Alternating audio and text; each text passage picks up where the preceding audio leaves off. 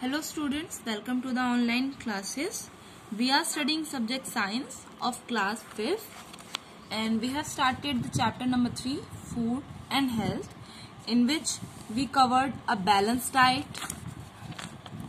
diseases, deficiency diseases, in which we covered the malnutrition. Okay, and today we will study about the deficiency of protein, kwashiorkor. Okay, हम इसके बारे में पढ़ेंगे आज. तो protein deficiency is more common in children between 6 months to 3 years of age. This disease is called kwashiorkor. जो disease protein की deficiency से होती है चिल्ड्रंस में, जो कि किन बच्चों में होती है, जिनकी एज 6 मंथ से लेकर के 3 इयर्स तक की होती है, उनमें ये डिजीज फ्रिक्वेंटली पाई जाती है और इस डिजीज को हम कहते हैं kwashiorkor. Here you can see the image of a affected child, ठीक है, जिसको क्वाशियोरकर हो चुका है. ठीक है, और इसके मेन सिम्टम्स क्या होते हैं? Stunted growth, swelling of face, bulging of eyeball, discoloration of hair, mental retardation, loss of appetite, limbs becoming thin, protruding chest, bending of bones of legs, skin diseases, frequently diarrhea. Okay, anemia and skin diseases. तो इसमें symptoms क्या क्या होते हैं कि इनकी जो growth होती है वो रुक जाती है, फेस जो है उस पर स्वेलिंग हो जाती है, जो आई बॉल्स होती हैं इनके आई बॉल्स जो है वो बल्जिंग होते हैं यानी उभर के बाहर आ जाते हैं. डिसकलरेशन ऑफ हेयर, यानी कि जो हर बाल का रंग है वो काले से डिसकलर होके ग्रेइश या ब्राउन हो जाता है.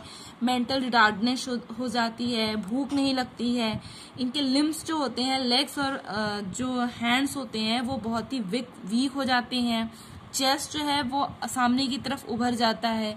लेग्स जो हैं उनकी जो बोन्स है वो बेंड हो जाती है. स्किन डिजीज होती है, एनीमिया होता है, डायरिया होता है.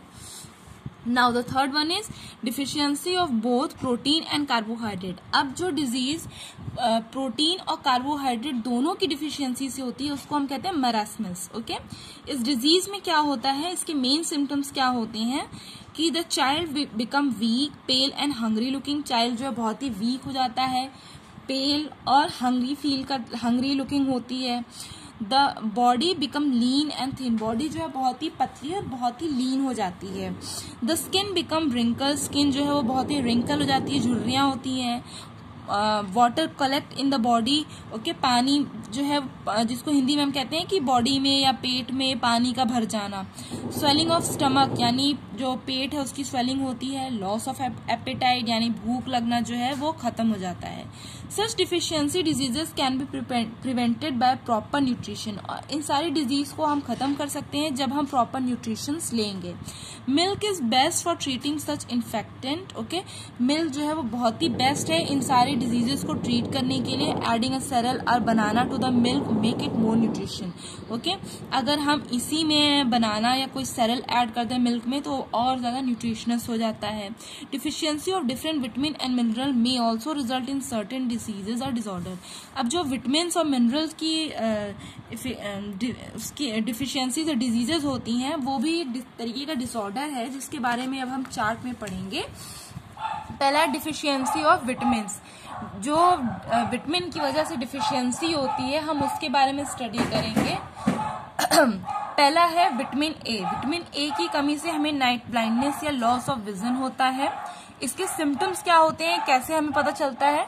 तो इसमें जो है विजन बहुत ही पुअर हो जाता है. विजन जो है वो हमें या तो कम्प्लीटली खत्म हो जाता है या तो रात में या डीम लाइट में दिखना बंद हो जाता है. और इसको हम कैसे क्योर करते हैं? जब हम vitamin A proper rich amount में लेंगे, लीफी वेजिटेबल्स लेंगे, कैरेट, पपाया, येलो पम्पकिन और मिल्क अपनी डाइट में शामिल करेंगे तो हम नाइट ब्लाइंडनेस से बच सकते हैं. नाउ B1 की कमी से बेरी होता है. इसके सिम्टम्स है मसल्स वीक हो जाती हैं, एनर्जी जो है वो नहीं रहती है, जो सेंसेशंस होते हैं लिम्स में वो कम हो जाते हैं. और इसकी कमी को दूर करने के लिए हमें अपने फूड आइटम में विटामिन बी रिच अमाउंट में शामिल करना चाहिए. Sprout, pulses, green leafy vegetable, whole green, gram, milk and egg जो है उसको अपनी डाइट में शामिल करना चाहिए. नाउ विटामिन सी जिसकी कमी से स्कर्वी होता है।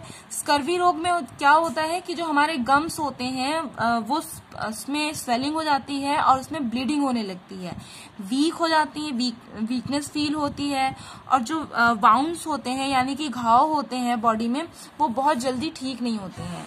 तो विटामिन सी की कमी को दूर करने के लिए हमें ऑरेंज और लाइम जिसमें विटामिन सी सबसे ज्यादा अमाउंट में पाया जाता है, तो उसको हम विटामिन सी की कमी से, विटामिन सी की मदद से हम स्कर्वी रोग को दूर कर सकते हैं। नाउ फ्रॉम विटामिन डी की कमी से रिकेट्स होता है।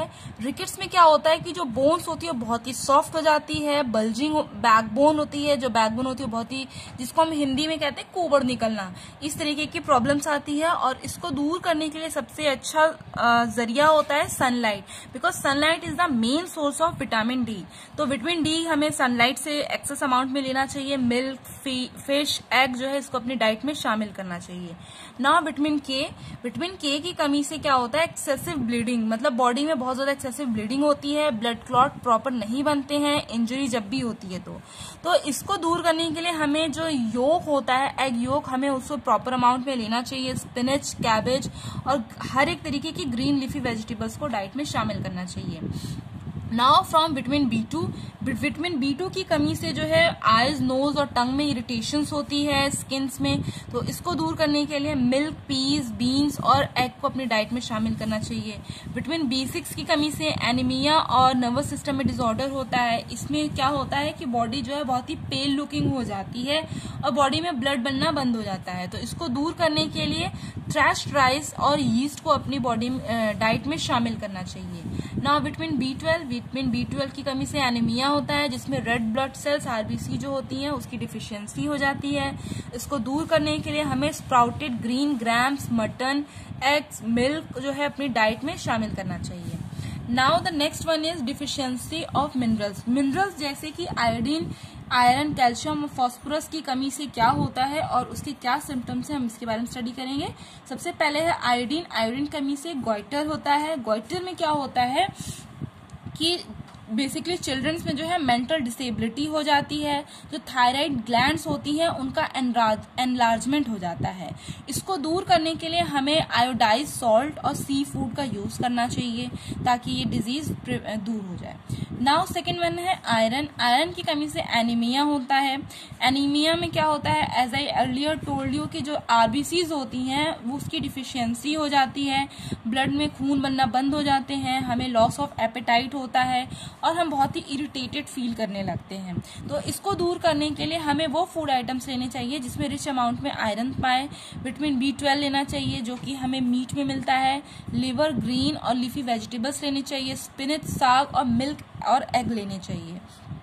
नाउ कैल्शियम मिनरल की कमी से रिकेट्स होता है। रिकेट्स में क्या होता है कि जो बोन का फॉर्मेशन होता है और जो स्ट्रक्चर होता है वो डिफॉर्मिटीज हो जाती है, वो बिगड़ जाती हैं। ओके, और जो चिल्ड्रंस होते हैं उनमें जो लेग्स होते हैं वो बहुत ही सॉफ्ट हो जाती हैं, बेंड हो जाती हैं और उनमें ब्लड क्लॉटिंग जो है वो बहुत ही देर में बनती है, हार्ट बीट इरेगुलर होती है।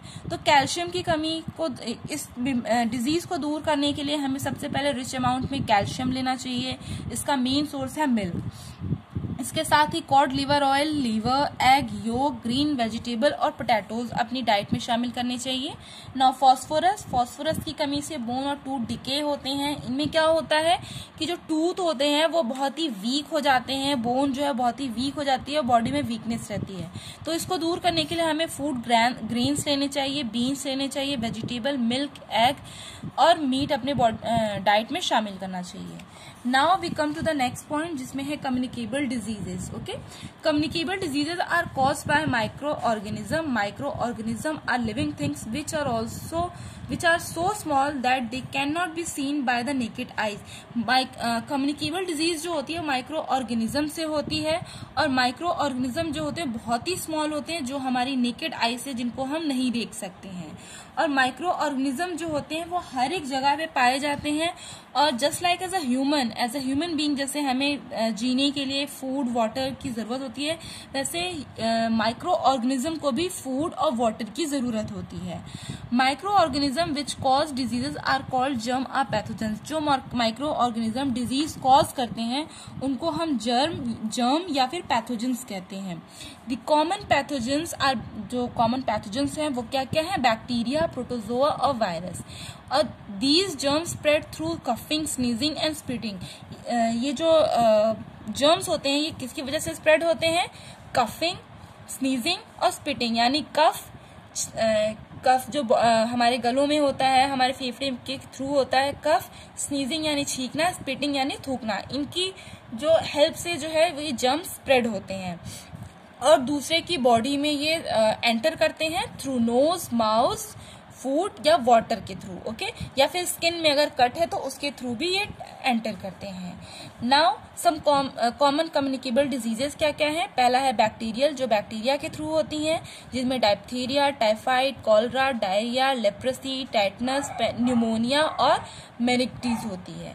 नाउ प्रोटोजोअन डिजीज, जो प्रोटोजोआ की वजह से होती है, जिन्हें हम एमेबिक डिसेंट्री कहते हैं, मलेरिया, अफ्रीकन स्लीपिंग सिकनेस कहते हैं। नाउ वायरल डिजीज, जो हमें वायरल फीवर वायरल होते हैं, उन्हें हम कहते हैं common cold, mumps, measles, chicken pox, polio, yellow fever और एड्स। तो students, we have covered lots of point here and now in the next video we will study about the spread of infectious disease. Till then, study hard, revise your chapter. We'll see you in the next video. Bye bye.